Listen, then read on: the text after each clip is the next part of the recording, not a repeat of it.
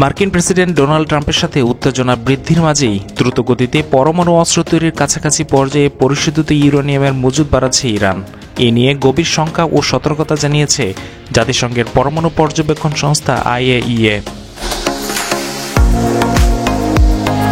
গোপন এই প্রতিবেদনে বলা হয়, চলতি বছরের ৮ ফেব্রুয়ারি পর্যন্ত ইরানের কাছে ৬০% পর্যন্ত পরিশোধিত ইউরেনিয়ামের মজুদ বেড়ে দাঁড়িয়েছে ২৭৪.৮ কেজি। গত বছরের নভেম্বরে এই মজুদের পরিমাণ ছিল ১৮২.৩ কেজি।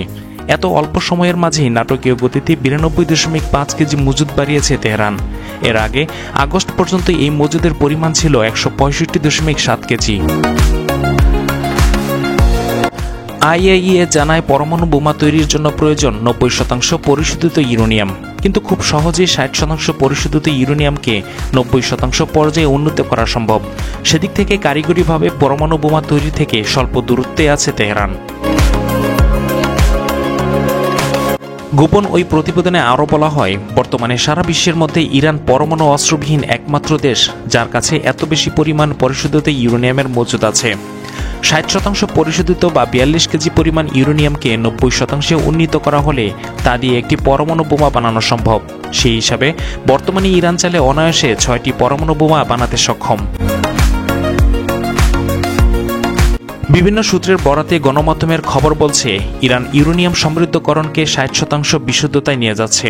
পারমাণবিক ওয়ারহেড যুক্ত করার জন্য প্রয়োজন ৯০% বিশুদ্ধতা। সমালোচকরা বলছেন, এত বেশি সমৃদ্ধ ইউরেনিয়াম মজুদের কোনো বেসামরিক উদ্দেশ্য নেই ইরানের।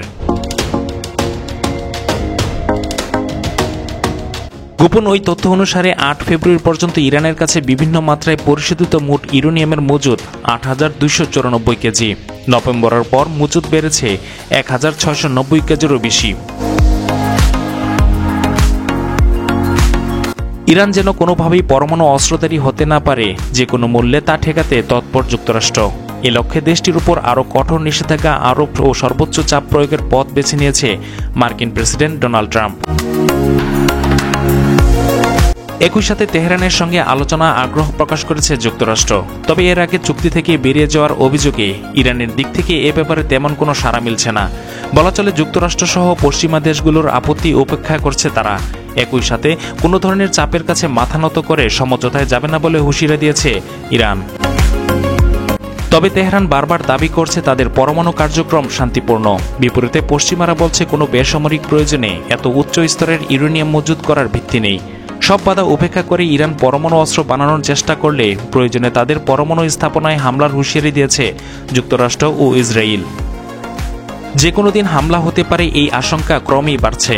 এই প্রেক্ষাপটে ইরানকে রক্ষা করতেই পরমাণু অস্ত্র বানানোর আহ্বান জানাচ্ছেন ইরানের অনেক কর্মকর্তা।